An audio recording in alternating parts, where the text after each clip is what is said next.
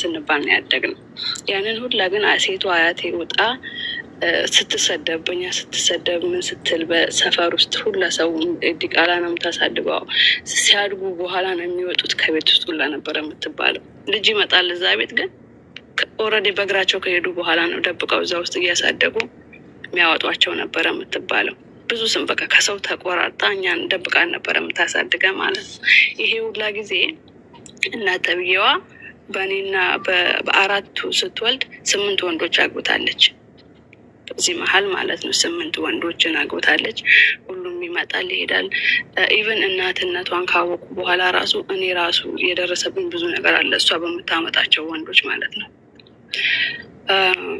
እንደዚህ እያለን አጎቶቼ ወንድሞቿ ማለት ነው ወደ አሜሪካ ያመጡናል። ከዛ እሷም እዚህ ያለች ማለት ነው። እኔ ሁላችንም ብሌም የሚባል ነገር ማንሳት አትችልም። የማንነት ጥያቄ መጠየቅ አትችልም። ያ ጥያቄ ሲነሳ በቃ ቦምብ እንደፈነዳ ነው ቤት ውስጥ የሚታየው። ሂዱና ፈልጉ አባታችሁን፣ እኔ ምን ኬት አምጥቼ ነው ማመጣላችሁ ምናምን ስለምትል በጣም ስለምንፈራት በጣም ነበረ ምንፈራት ስለ ለህይወታችን ነበረ ምንፈራት። ቢላ ምናምን እየያዘች ነው የምታስፈራራን። እና እኔ ያደግኩበት ቤት አያቶቼ ቤት በጣም ሰላም ሰው ሲጣላ አይደለም ሲጫጫ ሆራው ሰምቼ አላውቅም። እና እሷ ደግሞ የተለየች ነበረች እና ያ ነገር በጣም በጭንቅላቴ ላይ እንትን ፈጠረብኝ ማለት ነው። ከዛ ለሌት እየተነሳው ጮኋለሁ። እህቴና እኔ አንድ ላይ ወጣን ከቤት። እሷ ይዛኝ ወጣች፣ ታላቄ ስለነበረች። ወንድሞቼ ሌላ ሀገር ሄዱ ጥለውን። እሷ ቤት ነው ያለ ነው እንግዲህ እኔና እህቴ። ከዛ ውጪ አለችኝ። ውጪ ብላኝ ይዛኝ ወጣች፣ እህቴ ይዛኝ ወጣች። እና እዚህ ሀገር ስመጣ ያው የሆነ ትምህርት ቤት ምናምን ስትሄድ ይጠይቁሃል እና ምን አይነት ላይፍ እንዳላችሁ ምናምን ስትጠየቅ አውቶማቲክሊ ትምህርት ቤት ወደ ቴራፒ ምናምን ነው የሚልኩ። ቴራፒ ስንሄድ ኤቭሪዴ ቴራፒ ላለመሄድ ይህንን ነገር ላለማውራት አልሄድም ነበር። ትምህርት ቤት ስኪፕ አደርጋለሁ። እሷን እንደዚህ ያደረገችኝ ለማለት ፈራን።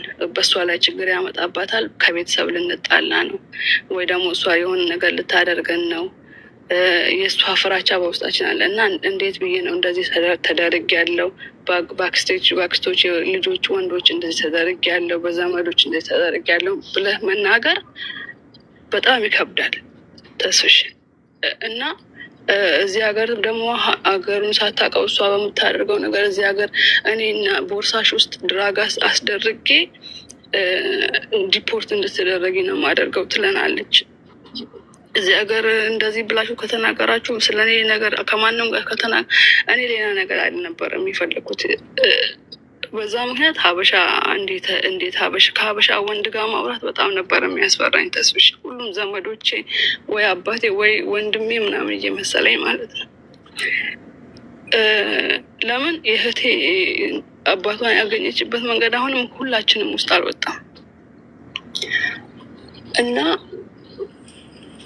ሰው አናገኝም። በቃ እንደዚህ ጓደኛ መያዝ አይደለም ይቅርና ሰላም ቤት ውስጥ ራሱ እንደዚህ የማንነት ጥያቄ ከባክስቶቼ ምናምን አድርጌ እናንተ አፈላልጉልኝ እንጂ እኔ እንደምፈልግ ካወቀች ትገለናለች። እኔ አባቴ የማንነት ጥያቄ መጠየቅ ችግር የለውም ይሉኛል። እናት ናትና ታገሺ። በእስልምናም እንደዚህ ነው የሚባለው። በቃ 9 ወር ተሸክማሻለች፣ ታገሺ ቤት ውስጥ እሷ ናት። እኔ እንግዲህ አላቃትም እንዴት ብዬ ያንን ቦንድ ራሱ ለማግኘት ትውውቃችን አቀራረቧ እሷ ከኛ ጋር የነበራት እንትን ቁጣ ነው እንጂ እንደዚህ እኔ እናታችሁን አንድ ቀን ብላን አታውቅም። እኔ ስትናደድ እኔ እናንተን ለማስወረድ ያልጠጣሁት መድኃኒት የለም ትለናለች። አራታችንንም ማለት ነው። እናንተን ፈልጌ አይደለም የወለድኳችሁ። እናንተ በህይወቴ ላይ እንቅፋቱ የሆናችሁት እናንተ ናችሁ። ሁሌ ላይ በህይወቷ ላይ የሚፈጸመው ነገር ሁላ እኛ ነን። በቃ እኔ ሪሊ የሆነ በቃ ሪሌሽንሽፕ ፈልግ ነበረ በጣም ከእሷ ጋር ሰምሃው የሆነ አንደርስታንድ ላደርጋት እና የሆነ ይሄ ንዴት ከየት ነው የሚመጣው? እኛ ራሱ አልጠየቅንም። እኔ መጠየቅ በጭራሽ እንደውም እህቴ ትሻላለች ከኔ ጭራሽ። እንደ እህቴ አባቷን ንገሪያት ምናምን ነበረ የምትላት። እንተን አክስቶች ሲጠይቋት ሄዳ ትፈልግ አባቷን ሄዳ ትፈልግ። እስከ ዛሬ ድረስ እኔ አሁን 33 ዓመቴ ነው እና አባቴንም አላገኘው፣ ጭራሽ አልጠይቅም። ወንድሞችም አይጠይቁም። እነሱ ርቀዋት ሄደዋል። አሁን እኛ እንደ ክፉ ነው የምንታየው ለሁሉም ሰው ሲያያት እንደዚህ በጣም ያዝኑላታል። ተስፍሽ ላይክ እሷ ደግ ሆና ነው ለሌላ ሰው ደግ ሆና ለሌላ ሰው በቃ የምታስተናግደው። ሰው በጣም ያዝንላታል ስትናገር እና አባቴ ማን ነው ብዬ በምጠይቅ ጊዜ ሰደበችኝ ብላ ነው ለሰው የምትናገረው። ሰደበችኝ። እኔ መሳደብ አላውቅም። ማዘርሽ የት ነው ያሉት አሁን? እዚህ አሜሪካ። ኦኬ። በልጅነታችሁ ነው ከሙቭ አድርጋችሁ የመጣችሁት አሜሪካ? አዎ። አያቴ ሲያርፍ ጊዜ አጎቶች ያመጡን እዚህ ሀገር ከነናታችሁ? አዎ። እሷ ቀድማን ነው የመጣችው። ኦኬ። እና ወደ አሜሪካ ስትመጣ የሀገር ቤት ታሪኩን ነው 11 ባለቤቶችን እያወራሽኝ ያለሽው? እዚህም እንደዛው ነው። እዛም ቀጥሏል? አዎ። ኦኬ። ያው የራሷ ታሪክ ነው። አሁን አድገናል። የሚደፍረን ወይ ደግሞ የሚናገረን ወንድ የለም እዚህ ሀገር ላይ ሕግም ስላለ ምናምን ሰው እንደዛ እንደ ሀገር ቤት አይዳፍርም። ገበያ ያለው ሰው የኢትዮጵያ ታሪክ ነው ወይስ አሜሪካ የተፈጠረ ነው? አሜሪካን የተፈጠረው። እሷ ሽምግልና ሲልክ ሀገር ቤት ልጅህ ናት ብላ የነገረቻት እዚህ እያለን ነው።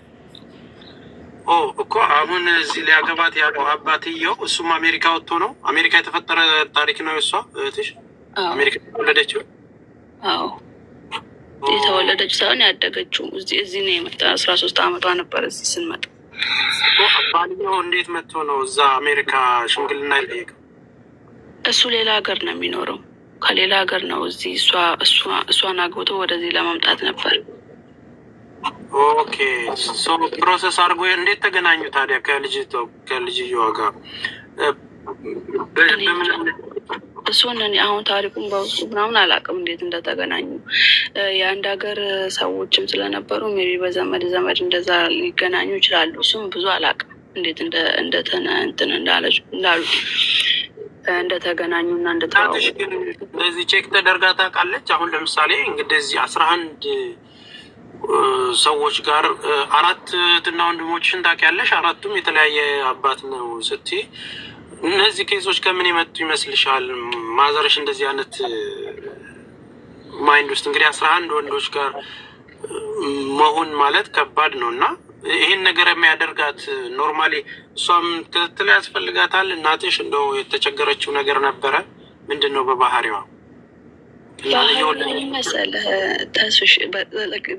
እሷ አሁን እንግዲህ እየሰማን ስለ እሷ ታሪክ ስንሰማ ወንድሞቿ እህቶቿ ከማንም ሰው ጋር ሪሌሽንሽፕ የላትም። ከወንድሞቿም ከእህቶቿም ሁሉንም ሰው የሆነ ነገር ሲሏት ተሰደቡኝ ወይ ደግሞ አገለሉኝ ብላ ነው የምትናገረው። ባዳ ነው ጓደኞቿ። ባዳ ለክማታ የሚያውቃት ሰው ምናምን መቅረብ አትፈልግም እና በጣም ያላት ነገር ትዋሻለች። በጣም በተደጋጋሚ እንደዚህ የምታየውን ነገር ሁላ ትዋሸና እውነት ሰው እውነት ይመስለዋል። እናንተ ክፉ ናችሁ፣ ለእናታችሁ ክፉ ናችሁ እንባላለን ማለት ነው። አንደኛው ትልቁ ነገር ውሸት ነው ያላት። ግን ውሸቱን ለራሷም አምናዋለች። ላይ እውነትን እንደተናገረች ነው። እኔ ደግሞ ትዋሻለች ብዬ ፊት ለፊቷ ላይ ቆሜ ራሱ ትዋሻለች ማለት በጣም ይከብደኛል። ወንድሞቿ ናቸው እንደዛ የሚሏት። ወንድሞቿ እህቶቿ እነዚህ ልጆች እስከ መቼ ነው የምትዋሻቸው? ለምንድን ነው የማትነግሪያቸው? እና ማትገላገሉ ከእንግዲህ አይገሉሽ ምን አይሉሽ? ለምንድን ነው የማትነግሪያቸው ስትባል ሂዱና እናንተ ፈልጉላቸው፣ እናንተ ናችሁ ከልጆች ጋር ያፋጃችሁን ትላቸዋለች ለእነሱ። እነሱ ጋር ደግሞ እኛ ስናወራ እኛ እንደ ጠላት ነው የምታይ። ከማንም ሰው ጋር ሪሌሽንሽፕ እንዲኖረን አትፈልግም። እሷም ከኛ ጋር ሪሌሽንሽፕ እንዲኖራት አትፈልግም። ግን ታዘዙኝ፣ በቃ ታዘዙኝ፣ ለእኔ የምለውን ነገር አድርጉ ነው የምትለው። ግን እኛ ደግሞ የማንነት ጥያቄ ነው። አባቴን ስንት ዓመታች ነው ወደ አሜሪካ የገባችሁት እናንተ? ስንት ዓመትሽ ሆነሽ ነው? በስንት ዓመትሽ ነው? ኦልሬዲ ወደ ዘሞ 16 ዓመት ነው እህቴ 16 እኔ 12 ሆነ። አሁን ላይ ከእናትሽ ጋር ትገናኛላችሁ ወይስ ተራርቃችኋል? አንገናኝም ጭራሽ። እኔ ሙቭ አድርጌያለሁ ከዛ ከተማ ሁላ።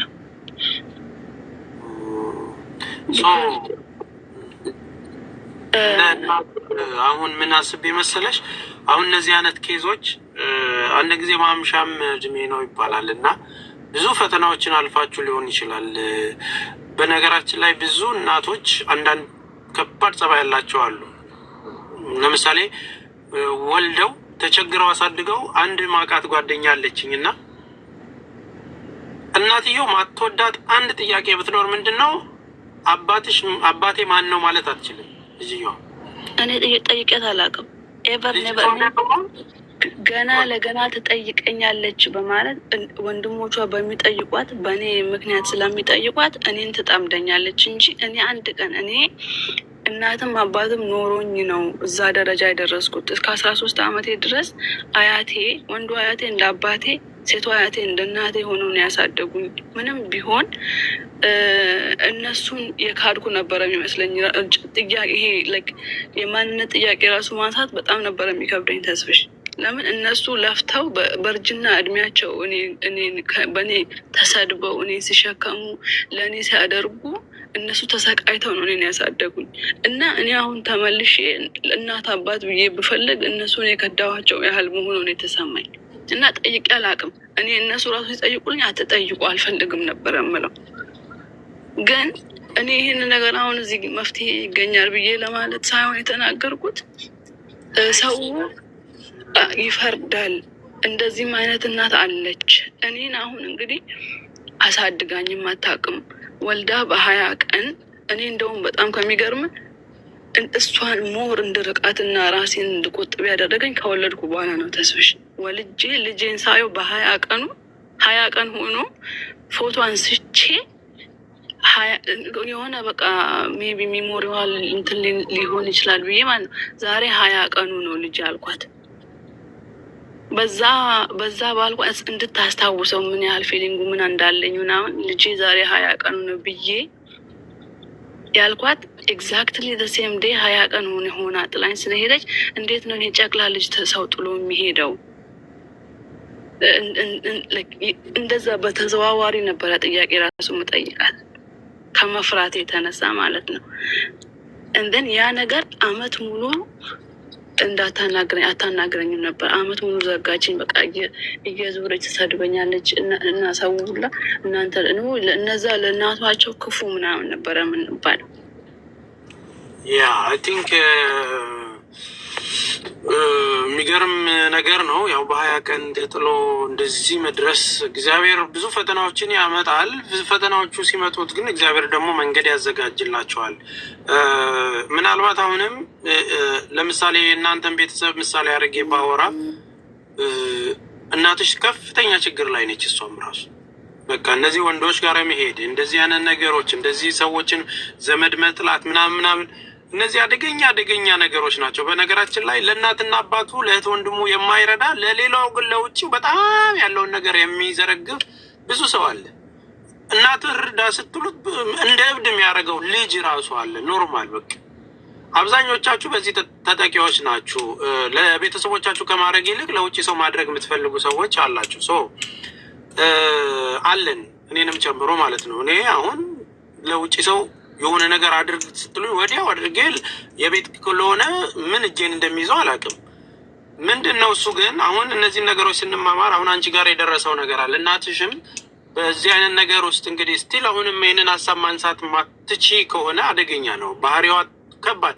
ለዚህ ነው አሁን የእናት ገበና አይወጣም ስንል እናትን ደግሞ አስተካክሎ ለመቅረጽ ተነጋግሮ ለመወያየት የተዘጋጀ ልጅ እያለ እንዳትናገሩኝ የሚል ነገር ከመጣ ከባድ ነው። ከሰው ጋር መግባባትም አይቻልም። አድገውም ተለውጠውም አግብተውም ወልደውም ከዛ ትሮማ ውስጥ ግን መውጣት ካልቻሉ አሁንም እንደ ሀገር አደጋ ላይ ነን።